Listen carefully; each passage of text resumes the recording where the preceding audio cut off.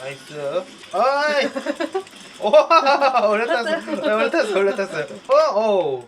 와, 뭐. 깼어.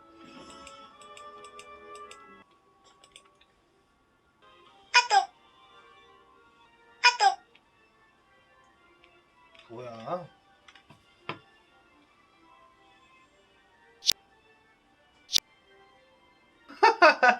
라면 끓여줘요? 배고파요. 옆집에 있는데 카톡 보내는 건 뭐예요? 아, 나도 배고픈데? PC방 라면 먹고 싶다. PC방 라면? PC방 라면보다 더 맛있는 거 끓여줄게요. 진짜요? 오.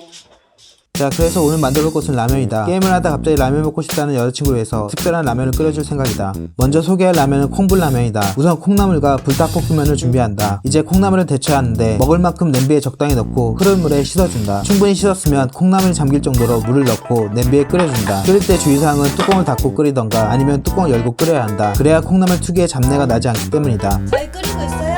좀만 기다려. 물이 끓기 시작하면 손가락으로 셋을 세고 소원을 말하며 콩나물이 데쳐진다. 이제 데쳐진 콩나물을 찬물로 씻어준다. 손 겁나 시리네.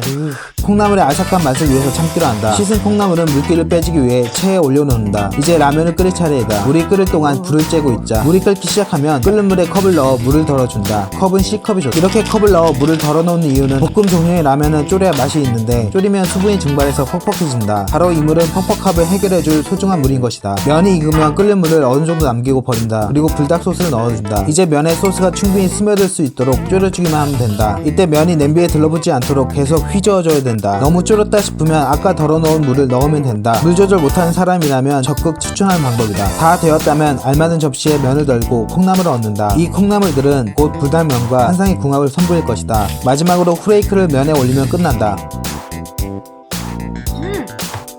맛있어요? 나도. 그냥 내가 좋아하는. 이렇게 먹으니까 하나도 안 맵네. 콩나물에 면 아삭아삭해서 식감이 진짜 좋다. 그렇다. 콩나물의 아삭함이 불닭면과 만났을 때 정말 맛있는 맛이 난다. 이게 어느 정도 맛이냐면은 콩나물 대가리조차 아쉽게 만드는 맛이다. 매운 오뎅 국물이 땡기면 이렇게 먹어보자. 찬바람이 싸늘하게 두 뼘을 스치면 찬바람이 싸늘하게 두 뺨을 스치면 따스하던 먼저 준비할 것은 시중에 파는 오뎅 아무거나 준비한다. 그 다음 물을 끓이고 물이 끓기 시작하면 끓는 물에 컵을 넣어 물을 덜어준다. 아까도 말했지만 이건 나만의 물 조절 위한 핵심 팁이니 처음부터 물 조절 잘하는 사람에게는 필요 없는 방법이다. 난 원래 물 조절 잘하지만 물컵은 C컵이 좋다. 물을 덜고 나면 오뎅을 넣어준다. 화장실에서 볼 수 있는 그것처럼 생겼지만 안심해라, 오뎅이다. 그 다음 후레이크와 스프를 탈탈 덜어넣고 미리 손질해 놓은 대파를 넣는다. 이 대파는 먹기 좋게 잘라놓고 이렇게 지퍼백에 담아 냉장고에 보관하면 오랫동안 먹을 수 있다. 오뎅탕에 오뎅과 대파만으로는 부족함이 느껴진다. 오뎅탕 국물의 진정한 맛을 느끼려면 무가 있어야 되는데 무 없잖아. 그런데 걱정하지 마라. 여기 물을 대신할 알타리가 있다. 어차피 같은 무니까 국물을 잘 우려낼 것이다. 그냥 넣자. 알타리에 간이 배어있어 더욱 깊은 맛을 낼 것이다. 오뎅이 커지기 시작하면 다 익은 것이다. 잘 익은지 확인하기 위해 오뎅을 젓가락으로 찔러준다. 좋아, 잘 들어간다. 그 다음은 면을 넣고 다시 끓여준다. 오뎅탕과 알타리 부피가 있어 면이 충분히 물에 잠기지 않으면 좀 전에 덜어놨던 물을 다시 넣어주고 끓여주면 된다. 역시 필살기. 좋아. 자, 이제 면까지 익었다면 오뎅탕 알타리 라면이 완성된 것이다. 엉탕 라면. 맛이 어때요? 냉맛. 수다리 가면 김치 우동 그만. 맛있는데? 되게 맛있겠네. 맛있어요. 평소 자장면을 좋아하는 사람이라면 자장라면을 먹어보자. 베이컨과 계란을 더해서 먹으면 더욱 맛있는 라면이 된다. 자장라면은 대표적으로 짜파게티가 있는데 나는 별로 좋아하지 않는다. 짜장가루와 춘장 소스의 차이라고 할까? 개인적으로 자장라면은 춘장 소스가 진리이다. 뭐 아님 말고. 물을 끓이고 면을 넣고 후레이크를 탈탈 털어 넣는다. 자장라면은 졸이는 맛이 있는 라면이기 때문에 물의 여유분을 확보해 놓은 것이 좋다. 이 물은 졸일 때 확실한 역할을 해줄 것이다. 자, 이제 면을 끓이고 베이컨을 굽는다. 베이컨은 너무 바짝 익으면 고기 식감이 떨어지기 때문에 센 불에 빠르게 굽는 것이 좋다. 그런 것 같은데 불 좀 줄일까? 베이컨이 다 익었으면 냄비에 물을 버린다. 물은 역시 적당량 남겨놓는 것이 좋다. 이제 춘장 소스를 넣고 졸여준다. 그 사이 계란 후라이를 올려놓고 다시 면을 졸여준다. 다시 후라이가 익었는지 확인하고 계란을 옮겨 담는다. 노른자가 터졌는데 이것은 사실 반숙을 의도한 것이다. 절대 실패한 것이 아니다. 맛있으면 됐지 뭐. 아무튼 이제 자장라면 접시에 널고 예쁘게 세팅하면 된다. 미리 구워 넣었던 베이컨을 잘라 자장라면 위에 올려놓고 계란 후라이까지 올려놓으면 자장라면 완성이다. 진짜 뭔가 있어 보이는 자장라면이 완성됐는데? 자, 이제 먹어보도록 하자.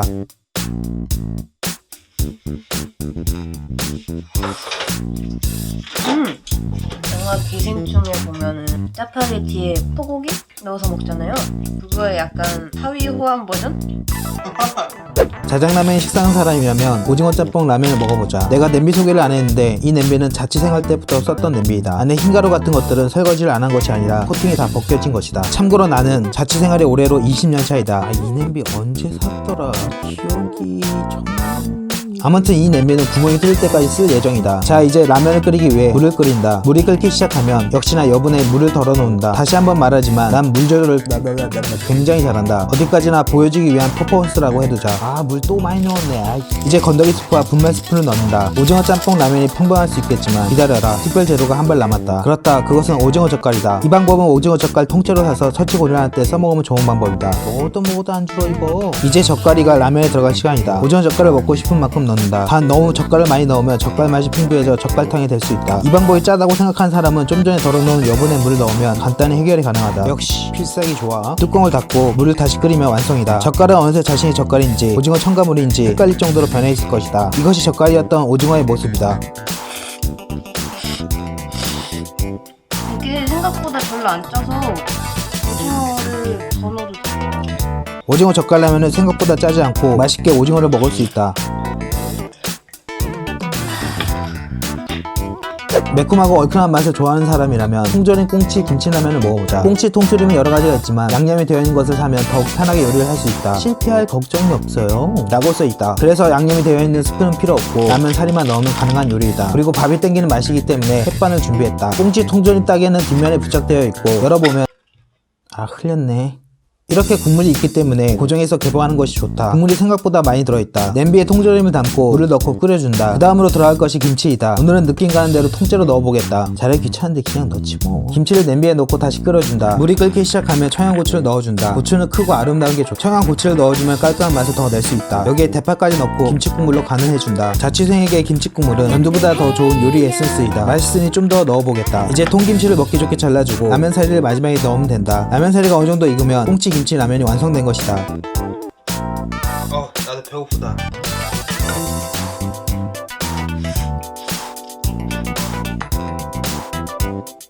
맛있어요? 맛있어. 이 라면이 얼마나 맛있냐면은 밥이 땡기고 알코올이 땡기는 맛이다. 술집에서 파는 김치찌개 같아요.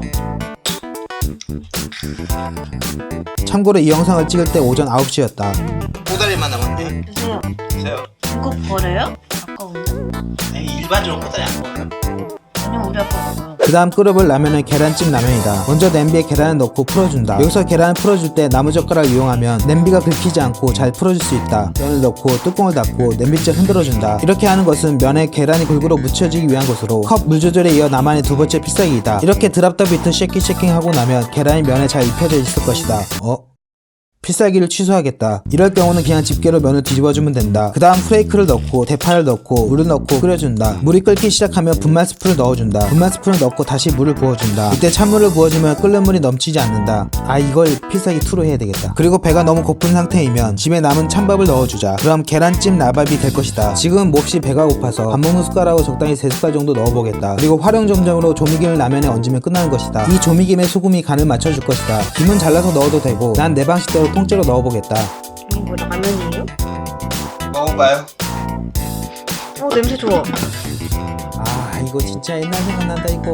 배고플 때 진짜 맛있게 먹었는데. 좀 약간 싱거운 것 같은데. 싱거우면 김을 더 넣으면 된다. 되게 쫄깃쫄깃.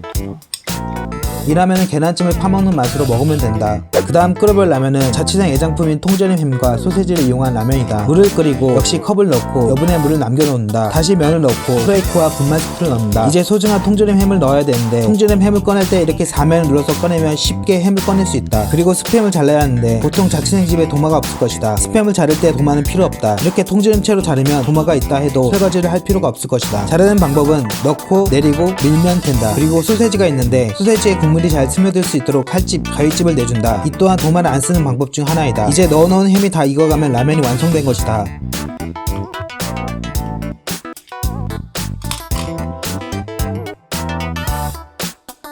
이 방법은 부대찌개가 먹고 싶을 때 쓰면 좋은 방법이다. 국물에서 부대찌개 냄새 나요. 국물이 부대찌개 국물이다. 국물이 되게 맛있는데? 국물이 맛있는 이유는 내가 끓여서 고급 식재료가 들어갔기 때문이다. 국물이 맛있다고 해서 또 다른 국물 라면을 끓여보겠다. 물을 끓이고 컵을 넣고 라면을 넣는다. 그럼 끝이다. 이제 다 끓인 라면을 먹으면 된다. 특별할 게 없는 라면이라 생각할 수 있지만 특별한 것은 후천과 재료에 있다. 바로 마요네즈이다. 아주 맛있는 국물이 만들어질 것이다. 무슨 맛일지 상상이 안 가요.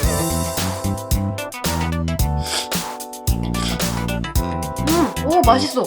치즈랑 우유 넣은 것 같아. 그렇다. 치즈라면을 좋아하는 집에 치즈가 없다면 이 방법을 써보자. 이게 어느 정도 맛있냐면은 국물이 많아도 다 없어지는 맛이다. 지금까지 똑같은 라면이 지겹다면 오늘 소개해본 방법으로 끓여보길 추천한다. 이 방법들은 내가 자취생활을 통해 끓여먹었던 방법으로 격치가 있겠지만 맛은 보장한다.